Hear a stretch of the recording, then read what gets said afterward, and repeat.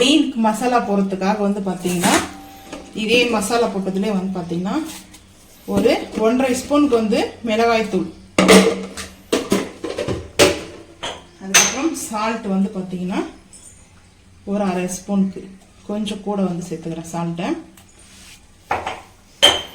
அதுக்கப்புறம் வந்து பார்த்தீங்கன்னா பெப்பர் வந்து நான் இப்போ சேர்த்துருவேன், ஏன்னா அது இன்னும் நல்லா இருக்கும். வந்து ஒரு 1/2 டீஸ்பூனுக்கு வந்து பெப்பர். அதுக்கப்புறம் கரம் மசாலா, பிரியாணி மசாலா, சிக்கன் மசாலா, எனி மசாலா சேர்த்துக்கோங்க. நம்ம வந்து பிரியாணி மசாலா ஒரு 2 ஸ்பூன், சின்ன ஸ்பூனில். அதுக்கப்புறம் இஞ்சி பூண்டு பேஸ்ட்டு, மெயினாக இஞ்சி பூண்டு பேஸ்ட்டு கொஞ்சம் கூடவே இருக்கணும். நான் ஒன்று ஒரு பெரிய ஸ்பூனில் 1.5 ஸ்பூன் வந்து எடுத்துருப்பேன். இப்போல்லாம் வந்து சேர்த்தாச்சு. லைட்டாக நான் இன்றைக்கி எல்லாமே ஃபுட் கலர் வந்து சேர்க்க போகிறேன். ஒரு நாளில் ஃபுட் கலர் சாப்பிட்றதுனால ஒன்றும் ஆகாது. ஸோ அதனால் ஃபுட் கலர் வந்து சேர்த்தாச்சு. இந்த ஃபிஷ்ஷை வந்து வாஷ் பண்ணி வச்சுருக்கேன். இப்போ வந்து பார்த்தீங்கன்னா மிக்ஸ் பண்ணிக்கலாம். இந்த மசாலா வந்து பார்த்தீங்கன்னா லைட்டாக மஞ்சத்தூள், ஒரு பிஞ்ச் அளவுக்கு மஞ்சத்தூள் வந்து சேர்த்துக்கலாம். மஞ்சத்தூள் வந்து வாஷ் பண்ணும்போது போட்டிங்கன்னா தேவையில்லை, ஒரு பிஞ்ச் அளவுக்கு சேர்த்தாச்சு. ஏன்னா ஃபிஷ்ஷுக்கு வந்து மஞ்சத்தூள் போட்டோம்னா ஸ்மெல்லு வராது. ஸோ இப்போ கொஞ்சம் லைட்டாக இதை தண்ணி ஊற்றி லைட்டாக கொஞ்சம் குழச்சிக்கலாம், பேஸ்ட்டு மாதிரி பண்ணிக்கலாம். லைட்டாக இந்த அளவுக்கு கொஞ்சம் பேஸ்ட் மாதிரி பண்ணிக்கோங்க. இது கொஞ்சம் குறை தான் இருக்கும் வந்து பார்க்கறதுக்கு, ஏன்னா அந்த மாதிரி தான் இருக்கணும் மசாலாவுக்கு. ஸோ இப்போ மீன் வாங்கி ரொம்ப நாள் ஆயிடுச்சு, ஒரு 4 மந்த்து நான் ஆக போகுதுன்னு நினைக்கிறேன். எல்லாம் மசாலா போட்டாச்சு, சூப்பராக இருக்குது பாருங்கள். இந்த மசாலா நல்லா வந்து எண்ணெயில் போட்டு ரோஸ்ட் பண்ணும்போது தெரியாது, அதுதான் மீன் நம்மளுக்கு தேவையே. இது நல்லா இருக்கும் இந்த மசாலா. இப்போ வந்து இந்த மாதிரி எல்லாத்தையும் போட்டாச்சு. கொஞ்சம் மீன் கறி வைக்க போகிறேன். ஸோ இந்த தலைங்கள்லாம் இருக்குதுல்ல, அதெல்லாம் போட்டு வால், தலை, இந்த கொஞ்சம் சென்டர் பதி இந்த மாதிரி இருக்குதெல்லாம் நம்ம வந்து மீன் கறி இதெல்லாம் இந்த பவுலுக்கு வந்து எடுத்து வச்சிடலாம்.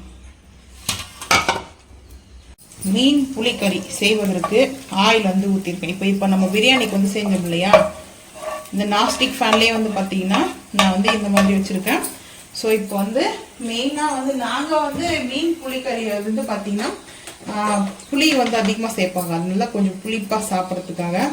அதனால் ஃபஸ்ட்டு வந்து சோம்பு கொஞ்சோண்டு, அதுக்கப்புறம் வந்து லைட்டாக சீரகம், ஒரு 2-3 பீஸ்க்கு வந்து கொஞ்சமாக ஒரு பிஞ்ச் அளவுக்கு வெந்தயம் கொஞ்சம் சேர்த்தோம்னா நல்லாயிருக்கும். அதுக்கப்புறம் வெங்காயம், ஒரே ஒரு வெங்காயம் மட்டும் கட் பண்ணி வச்சுருக்கேன். ஸோ இதை வந்து நல்லா வதக்கலாம். டைம் ஆகிடுச்சு. வெங்காயத்தை வந்து பார்த்திங்கன்னா நல்லா வந்து வதங்கட்டும். இந்த மாதிரி நல்லா அதை வெங்காயம், நான் வந்து வெங்காயம் கொஞ்சமாக எடுத்துருக்கேன். ஏன்னா அந்த மீன் புளிக்கறி வந்து பார்த்திங்கன்னா நான் சாப்பிட மாட்டேன், என் ஃப்ரெண்டுக்கு வந்து அது வேணுமா. இன்றைக்கி இல்லை நாளைக்கு காலையில் சாப்பிடலாம். இட்லிக்கு வந்து மீன் குழம்பு வந்து நல்லாயிருக்கும். அது இன்றைக்கி சாப்பிட்றத விட மறுநாள் சாப்பிடும்போது நல்லாயிருக்கும். இப்போ டைம் 6 மணி, தெரு லைட்லாம் போட்டிருக்காங்க பாருங்கள். இப்போ வந்து பார்த்தீங்கன்னா இது நல்லா வதங்கட்டும். தக்காளி சேர்த்துக்கலாம். ஒரு 2-3 வந்து பார்த்தீங்கன்னா கொஞ்சமாக கல்லுப்பு எடுத்துருக்கேன். ஆல்ரெடி மீன் மசாலாவில் வந்து நம்ம போட்டிருக்கோம். இப்போ வந்து பார்த்தீங்கன்னா ஈவினிங் வந்து 6 o'clock ஆகிடுச்சா, கோவிலில் பாட்டு போட்டாங்க. இதனாலே வீடியோ எடுக்கிறதா சாயங்காலத்தில் ரொம்ப கஷ்டமாக இருக்கும். ஏன்னா நம்ம வாய்ஸ் கொடுப்போம், சாங்ஸ் வரும். சாங்ஸ் வந்து நம்மளுக்கு யூடியூப்பில் கரெக்டான சாங்ஸ் வந்தால் லென்த் வீடியோவில் வந்து சாங்ஸ் போடக்கூடாது, காப்பிரைட் கொடுத்துருவாங்க வீடியோவை. ஸோ அதுக்கே ரொம்ப பயமாக இருக்குது எனக்கு. வீடியோ வந்து பார்த்திங்கன்னா வேறு என்ன பண்ணுறதுனே தெரியல. ஷார்ட்ஸில் வந்து சாங்ஸ் போட்டுக்கலாம், நம்ம லென்த் வீடியோவில் வந்து சாங்ஸ் வந்து போடக்கூடாது. அதை யூடியூப் தர மியூசிக் தான் போடணுமே தவிர நம்மளாக போட்டோம்னா காப்பிரைட் கொடுத்துருவாங்க.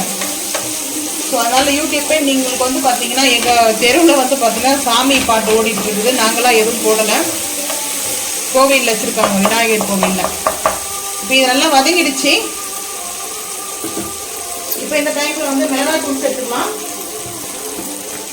மிளகாய்த்தூள் காற்றுக்கு அந்த மாதிரி சேர்த்துக்கலாம். நான் ஒரு 3/4 ஸ்பூன் எடுத்துருக்கேன். அந்த தனியாத்தூளும் சேர்த்து மிக்ஸ் ஆகிருக்குது. இருந்தாலும் இன்னும் கொஞ்சம் தனியாத்தூள் இந்த மாதிரி நாங்கள் பொடி பண்ணி வச்சுருப்போம், இந்த தனியாத்தூள் சேர்த்துக்கலாம்.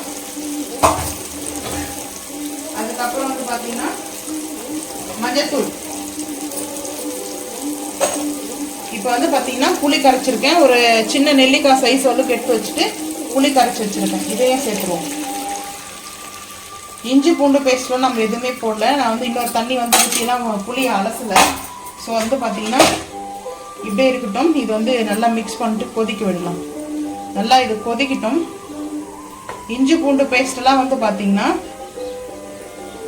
மீன்லேயே போட்டிருக்கிறதுனால இதிலே போட்டு வச்சுருக்கோம் இந்த மசாலாலாம். ஸோ அதிலே வந்து அப்படியே எடுத்து போட்டுக்கலாம்.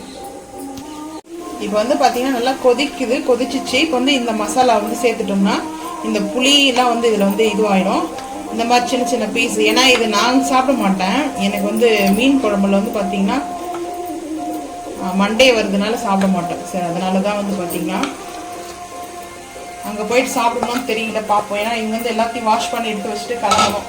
பாத்திரம்லாம் வாஷ் பண்ணிட்டு தான் கிளம்பணும். ஸோ இப்போ வந்து இந்த மீனை நல்லா இந்த மசாலாலாம் இருக்குது இல்லையா, ஸோ இந்த மாதிரி சூப்பராக டேஸ்ட் சூப்பராக இருக்கும். இட்லிக்கு ரொம்ப சிம்பிள் தான், ஆனால் இந்த டேஸ்ட் வந்து பார்த்தீங்கன்னா அடிச்சிக்கவே முடியாது. புளி ஊற்றி தான் வந்து வைப்பாங்க. இதிலே வந்து கேரளா ஸ்டைலில் வைக்கலாம். அது ஒரு நாளைக்கு வந்து பார்த்தீங்கன்னா கேரளா ஸ்டைலில் வந்து மீன் குழம்பு வைக்கலாம்.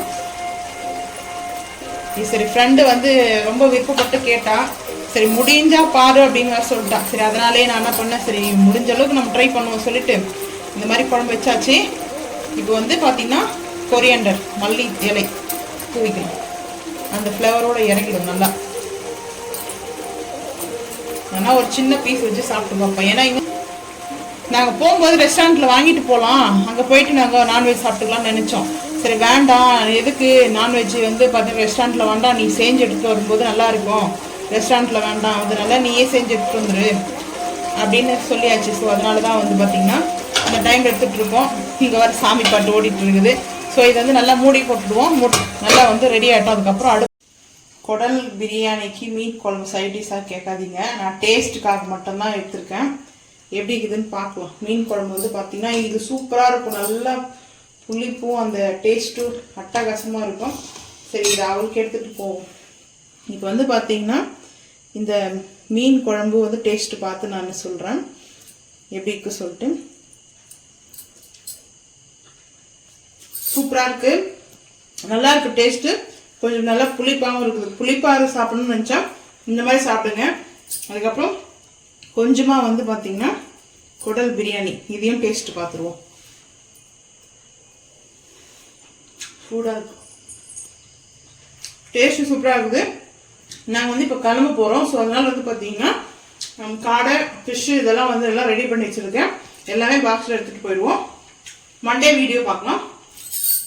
இந்த வீடியோ பிடிச்சா லைக் பண்ணுங்கள், ஷேர் பண்ணுங்கள், சப்ஸ்கிரைப் பண்ணுங்கள், பெல் ஐக்கான் வந்து கிளிக் பண்ணுங்கள், மறக்காம சேனல் வந்து ஃபாலோ பண்ணுங்கள். அப்போ தான் நம்ம போகிற வீடியோ நோட்டிஃபிகேஷனாக வரும். தேங்க்யூ.